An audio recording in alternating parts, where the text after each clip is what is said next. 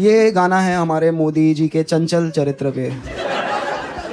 पहले उन्होंने 20 साल एक तरफा नफरत में एक इटालियन महिला के पीछे गवाए, अब अगले 20 साल एक तरफा प्यार में एक इटालियन महिला के पीछे गवाने वाले हैं। थाने की रिक्शा, चेहरे पे दाढ़ी, आंखों में चश्मा, हाय निगाहानी सच्ची लगे, मेलोनी तू मुझे अच्छी लगे। तो यार ये वीडियो तो आपने देख ही लिया होगा। ये है कुणाल कामरा कॉमेडियन। इन्होंने अभी रिसेंटली ये वीडियो डाला और इस वीडियो को लेकर हो गया हंगामा। तो हंगामा क्यों हुआ है वो तो आपको शायद पता चल गया होगा, क्योंकि इस वीडियो में कुछ उन्होंने ऐसी कविताएं बोली हैं जो कि कई लोगों को बुरी लगी है। थाने की रिक्शा, चेहरे पे दाढ़ी, आंखों में चश्मा, हाय एक झलक दिखलाए, कभी गुवाहाटी में छुप जाए, मेरी नजर से तुम देखो गद्दार नजर वो आए। तो प्रश्न ये है कि क्या अब किसी को बोलने से पहले, कुछ कॉमेडी करने से पहले नेताओं की, सरकार की परमिशन लेनी पड़ेगी? तो क्या हम अमेरिका बनते बनते अब चाइना बनने की दौड़ में भाग रहे हैं?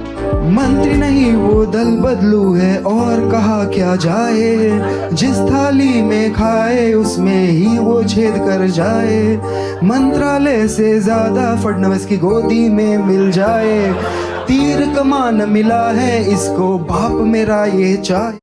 तो इस वीडियो को पूरा देखना, इसमें मैं आपको समझाऊंगा कि ये जो बोलने का अधिकार है ये संविधान में कहां से आता है और इस पर एक्सेप्शंस क्या क्या हैं, किस अपवाद को हमें ध्यान में रखकर ही कुछ बोलना चाहिए किसी के भी बारे में।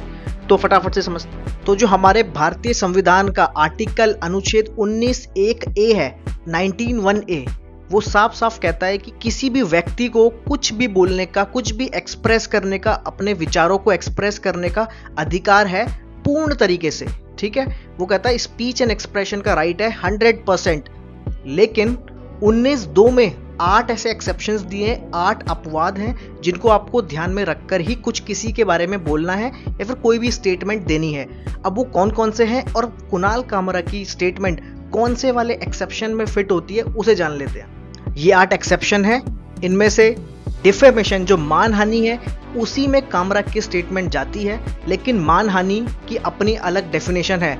मानहानि कहता है कि अगर आपने किसी के बारे में कोई स्टेटमेंट दी और वो स्टेटमेंट झूठ है और उसकी गरिमा को गिराने वाली स्टेटमेंट है, तो ही वो डिफेमेशन मानहानि कहलाएगी। अगर आपने किसी को डिफेम किया है और लेकिन आपकी बात सच है, चोर को चोर कहा है, तो आपकी स्टेटमेंट बिल्कुल सही है, वो डिफेमेशन नहीं है। गद्दार को गद्दार कहा है तो स्टेटमेंट सही है, वो डिफेमेशन नहीं है। लेकिन ये तय कौन करेगा? ये तय करेंगे सबूत।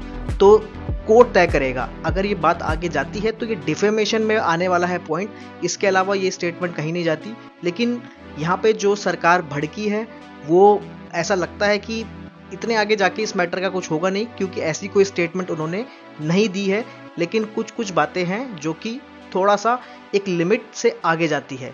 तो आपके विचार क्या है कमेंट में जरूर बताना, और stay tuned for more videos.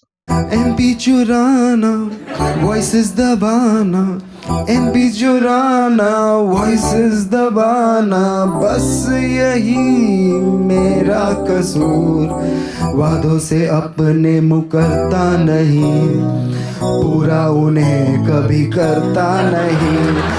तानाशाह ओ तानाशाह, तानाशाह ओ तानाशाह, तानाशाह ओ तानाशाह, तानाशाह।